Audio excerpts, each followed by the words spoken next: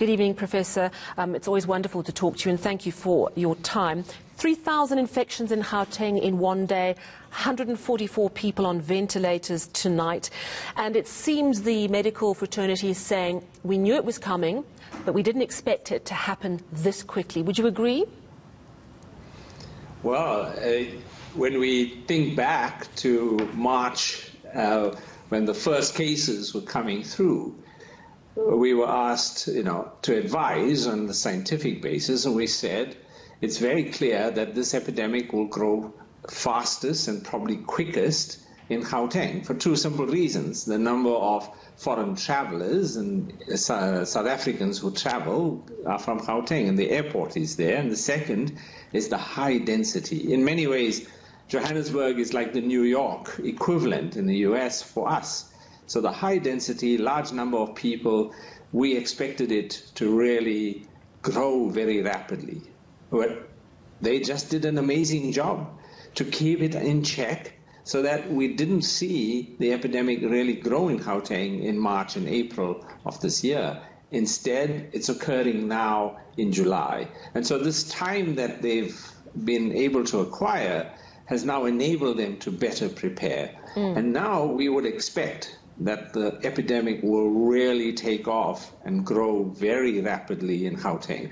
All the conditions are there for it to do so. Yeah, and as you say, the lockdown, the strict part of the lockdown was very much to buy some time to make sure health services got ready. But now it seems to be there's growing support for localized lockdown, something that the Premier of Gauteng is saying he's going to be speaking to his Provincial Command Council, and then we'll probably take that to the National Council to ask for a localized lockdown, which I imagine will slow the pace of people arriving at hospitals a little. It won't stop transmissions, but it will perhaps, if our hospitals are starting to get overwhelmed or close, it'll give them a little bit of breathing room.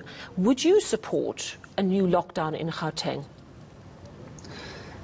When we look at all of the tools we have to deal with this epidemic, a lockdown is one of our prevention strategies.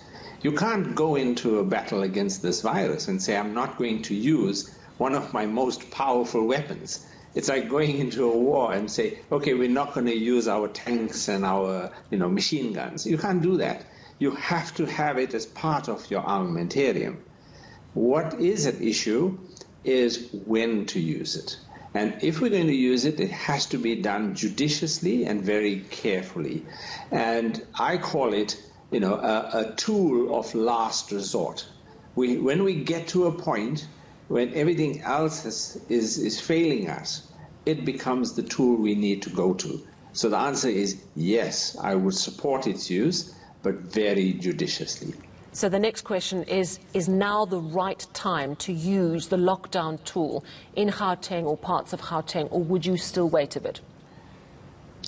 Yeah, I think there are many ways to look at when would be the right time. There are really the two fundamental things that we would want to look at. Remember, our overall objective of the national COVID-19 response is to flatten the curve. Essentially, we want to slow infections to a point where the health system can continue to cope. When we get to a point where the health system is no longer able to cope, and where patients who need to get into care simply can't, comes a point when we've got to take some drastic action to slow the spread of the virus again. And so that, for me, is the balancing act. At what stage do we have the infections rising at a rate that it would overwhelm the health system? And that is the point at which we need to make that decision as to whether this is the right tool to implement at that time. So we're not there yet in Gauteng, or are we? No, we are not there yet. But at the rate at which we're going, we're going to get there pretty quickly. I think, for me, one of the key factors that occurs in epidemics like this, in fact, it was seen in New York very clearly, that when the prevalence of the disease got to around 17–18%, it happened that almost everyone in New York knew somebody who'd had this disease or knew somebody who died, a friend, a family member, a neighbor. And when that happens, it becomes personal. Now you have a personal motivation to protect yourself, protect your family, protect your community. And so when that happens, you see a big swing in behavior change. People start changing their behavior even though they weren't willing to do that before. And that's what we will see in all likelihood. We saw that in HIV. If it doesn't occur in Gauteng, we're going to have a really massive epidemic. And it's interesting you talk about that behaviour change. It is now going to be impacted when people are personally affected. Our President last night just saying, please, we've got to stick to the lockdown rules. We've got to keep socially isolating. Just as a final question, we are concerned about other areas in the country as well. We were told today that the Western Cape is still obviously in a dangerous area, but it's almost like Table Mountain. Its curve is sort of flattening. There's concern around the Eastern Cape, 1,000 infections a day. And we're seeing also in KwaZulu-Natal some concerns. So which are the areas that you are most concerned about, apart from Gauteng, if you look at the whole country?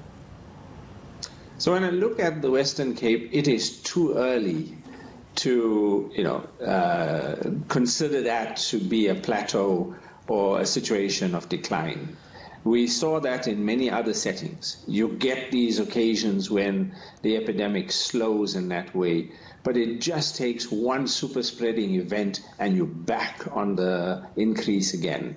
We would like to see 14 days of continuous decline before we would be ready to say, okay, you now are over the worst. Until that point, you're still in the worst situation.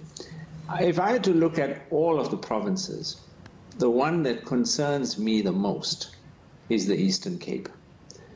Not because they have density, not because they're going to have lots of infections like we saw in the Western Cape or in Gauteng, but because the health systems there are so weak.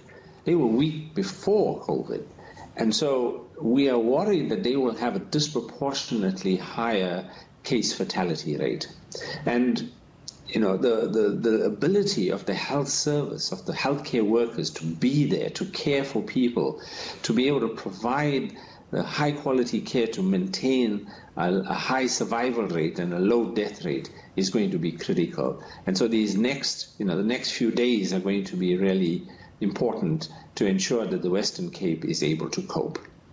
Yeah, well, thank you very much. You're so right about the Eastern Cape with those facilities of great concern. Thank you very much for your time. That was Professor Salim Abdool Karim, Chair of the Ministerial Advisory Committee on COVID-19.